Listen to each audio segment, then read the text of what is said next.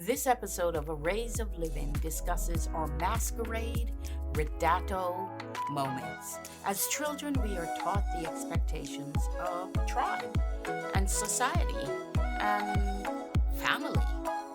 Our learned behaviors are fine-tuned over time through socialization, and they happen to form from people or our environment.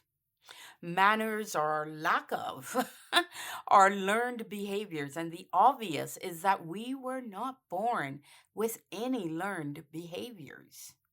It could be argued that is only true outside our DNA encoding. Or at least it would be a very interesting conversation to explore to what degree DNA plays a part in learned behaviors. Now, I put in parentheses in the title the word Ridotto. And a ridotto is a gathering from 18th century England having music and dancing and where people are in masquerade. Victorians, Elizabethans, and while the language has changed, all these historical periods celebrated mask moments in the form of entertainment. And in that entertainment form of a masquerade, today, our costume frenzy occurs primarily for Halloween celebrations. Our masquerade or our Ridotto moments really explores the mask we have for our life. And in season 1, I interviewed Patrick Quinn and we discussed the masks we wear. You should go back and find that episode. And at that time, both Patrick and I were fascinated by the phenomenon of facades and masks. I was recently triggered to revisit this topic by something I heard from Claudia Krasheller in her interview with Mags Thompson. I urge you to also listen to that interview about masks from the perspective that our bodies never lie. And what do I mean when I say that? Now, Claudia presented that we pick up when others are wearing masks. We can tell that.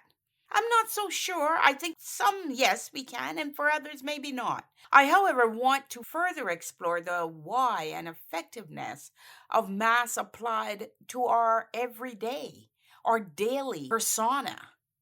It seems to me that daily masquerading has a rather permeating impact that is not entertaining at all. Masks are coping mechanisms in our lives. They really are. And like most things, they can be harmless or they can be harmful. They are used as barriers, firewalls, really, to us. They put up walls to keep us safe. And when wearing masks, you are really literally in survival mode. And some will look and they might be resent that being said, but if you weren't in survival mode, why would you be wearing a mask? If we feel safe, we can be authentic. We can be transparent. When we don't have skeletons in our closet, and I've talked about skeletons in the closet, when we have skeletons in the closet, we are apt to put on a masquerade. Now, I encourage you to let me know your thoughts on that, but I believe this to be true. Wearing masks provides reprieve from emotional pain. And masks are used to hide the aspects of ourselves we either don't like or we're ashamed of. And this will be familiar to many. You ask someone how they are or how they're doing, and the usual rapid response is, I'm fine.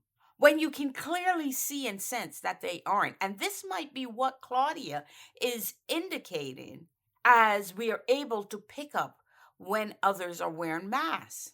Now, some people who happen to have a nosy or extremely curious disposition, because I believe I have a curious disposition. However, I'm not a nosy person.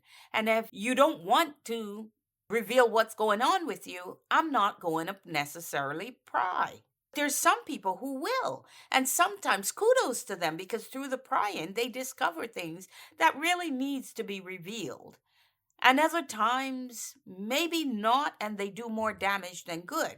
So it's a whole mixture of things going on in the sandbox of masquerading.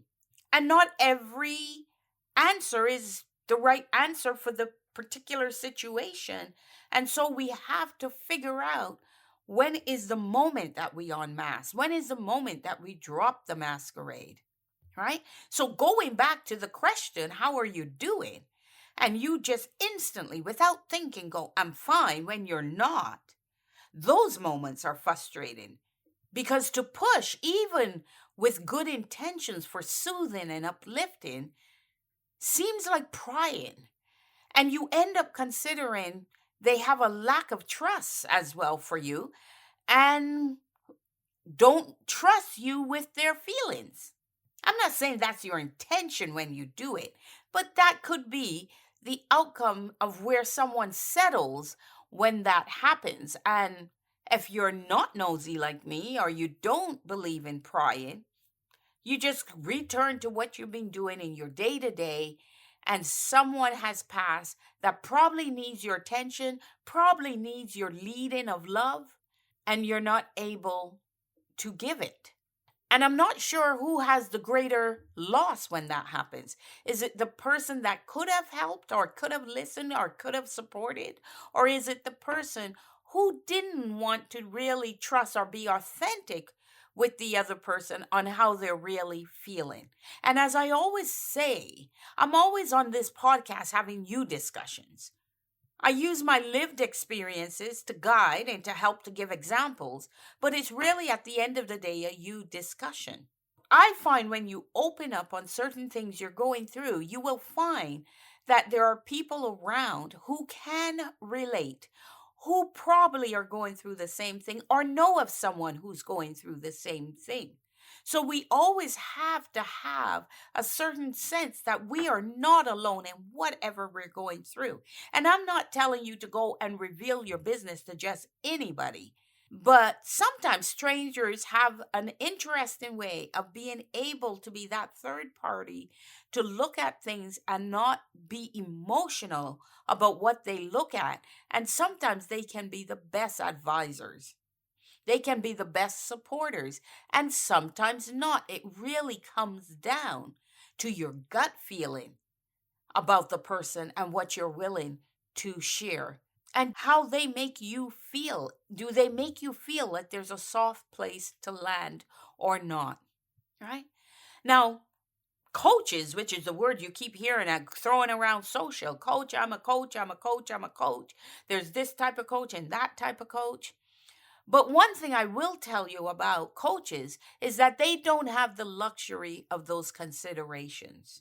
They, they don't have to think about prying because that's their role is to help, support, and all of those things. So they must look at fit and they must establish rapport in order to create a viable space to help others. And so they look to do that so that you can open up about what's going on with you. But when you're in an everyday situation, especially in a work environment situation, that viable space sometimes just has to be established between the individuals that are your colleagues. And you've got to decide which ones you don't mind talking to and which ones you mind talking to.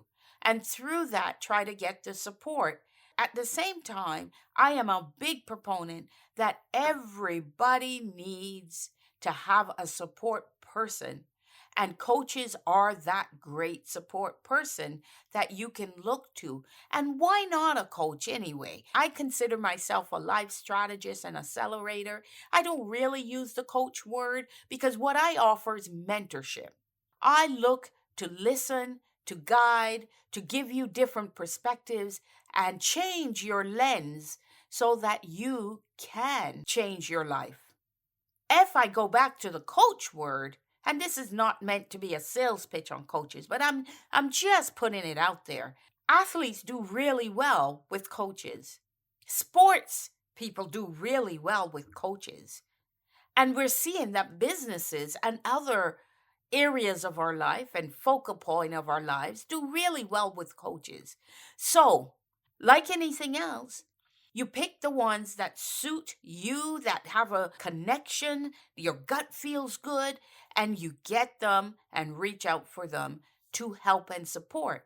For those others in your life on a day to day, You use your gut to determine which you trust, who you support, to be able to be authentic. Going back to masquerading allows us to live in denial, to isolate, and to even perhaps withdraw from the reality of our circumstances. You remember the British comedy, and I've spoken about this before in a prior podcast, but because it's such a favorite of mine and gave me so many good memories of laughter and chuckling and shaking of the head with the episode, Keeping Up Appearances was one of my favorite BBC shows with Mrs. Bucket, aka who put up a mask and called and created a bubble world of her where her name is Mrs. Bouquet, spelt Bucket. So most people would say bucket. And she got really offended if you dared to say bucket. Her name is Mrs. Bouquet. And she would undertake such extreme antics to keep her mask on. And they were extreme enough to be hilarious, and hence the success of the show. I think many who made that show the success it was indulged in the episodes because at some level they could relate. How they related is the question. Now, relating to that show, and my hand is up. I watched it. I was an avid watcher of it, and I probably fell into that bucket when I think back to how Jenn was. So I'm not calling that out, saying I am excluded from that. Absolutely not. Relating to that show is not an accusation that all viewers were wearing their own masks. The show was quite entertaining, and I'll take the plunge to say, yes, as I just did, I found it funny and yes, entertaining, and yes, I now know I was carrying out my own masquerade. I also know I saw many familiar faces in Mrs. Bouquet Bucket and her comrades. Mrs. Bucket was the extreme of me, and her mask was from a different perspective, but it was still relatable. The question becomes, what mask are you wearing? And amongst what masquerades are Ridottos? We all wear masks. And the time comes when we cannot remove them without removing some of our own skin. That's how, how closely we put them on, how they sucked to our skin. And then when you try to take them off, it's like peeling an orange or an apple. You end up taking some of the flesh with you. And that was a quote, and I'll repeat it in a minute, by Andre Berthiaume. We all wear masks, and the time comes when we cannot remove them without removing some of our skin. And this quote paints the picture of how firmly we hold to our facades. How many of you are holding to a facade? How many of you are still not cleaning out your closets so that you can go out authentic, so that you can display to the world the real you? How many of you are still doing that? Because the facades also suggest the pain associated with removal of them, right? I can tell you, I used to be arrogant. I used to think I knew it all. And I had bought into the abstract concept of success, a word I don't use or I'm working to get out of my vocabulary now. And another word is happiness. I had bought into all that. I had a job that I was doing. I was working with companies, Federal Express and some other prestige companies. And yes, well, I was successful in my mind. And the arrogance that goes with that. But who was I kidding? Who was I kidding? I didn't have my shit together. I wasn't contented. I wasn't fulfilled. I was enjoying certain aspects of my roles. I was enjoying my team. I was enjoying building them up and pushing their careers along. And I was definitely not a priority in my own life.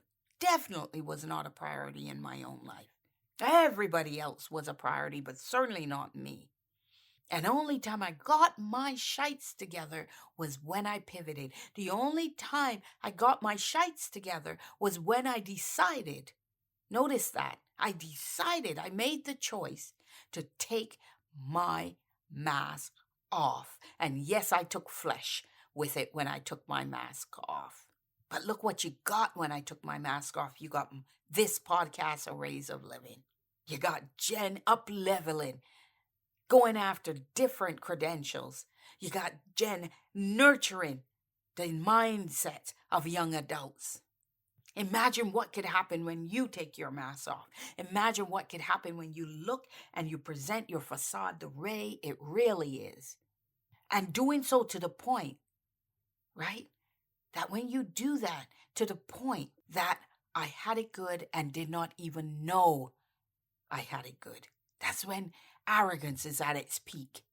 Yeah, you already landed at a good spot and you don't even know you landed at a good spot because the ego and the arrogance that goes with it is so high you can't even see what you really need to see. How many of you are out there in this spin, the rat race of that? And how many of you have the courage to give a little insight into what's behind the mask? Give a little insight to the person behind the mask. Give a little insight to saying, I put myself first and I will go through a hard road of facing me, putting me first. Because when you put yourself first, you got to face you first. And you got to be transparent about the facing of you. Man is the only creature who refuses to be what he is. Albert Camus said that. Man is the only creature who refuses to be what he is. We prefer to play ostrich with ourselves. And I'm here to tell you that you don't need the Ridotto. Or at least enjoy the Ridotto in pure style.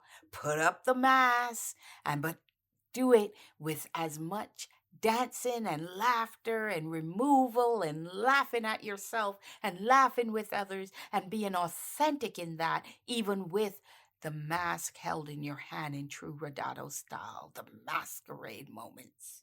Make it a moment.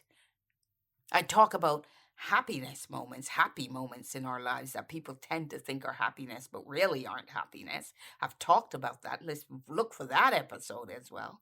But now, what about masquerade moments? And getting less and less and less of masquerade moments as you grow and grow and grow.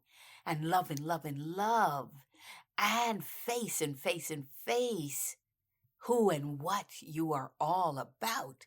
And as I mentor you towards Divintastical living, taking the journey of being the artisan for your life, taking that journey.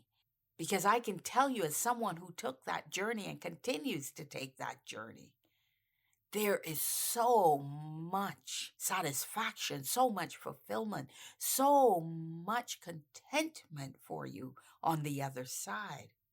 And I'll close with this. We have to dare to be ourselves, however frightening or strange that self may prove to be. And that was said by May Sarton. We have to dare to be ourselves, however frightening or strange that self may be. Love yourself. Appreciate the good, the bad, the ugly of you. Put you first. Fill your cup. And when you have done that, you will have a magnitude of wealth and riches to share with others. And that can be just your wisdom. It can be your hug. It can be your support pillar for when those people respond to you, to your question, how are you doing? With, I'm not doing too good today.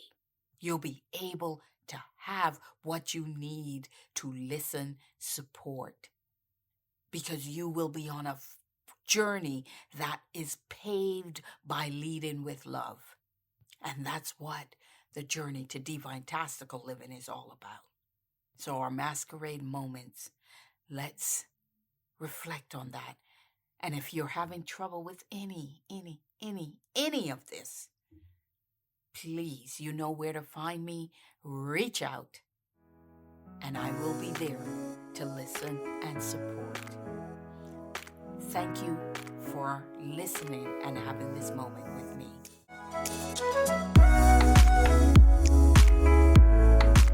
Thank you for listening to this episode of Arrays of Living.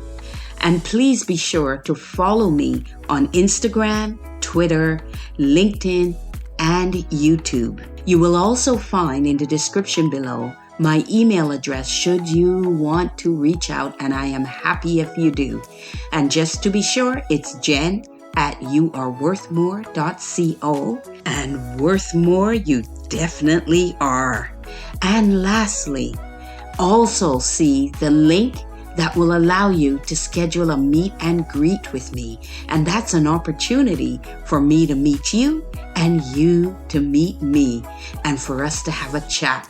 And that would be wonderful and welcoming. So please hit the link and let's set up a meet and greet.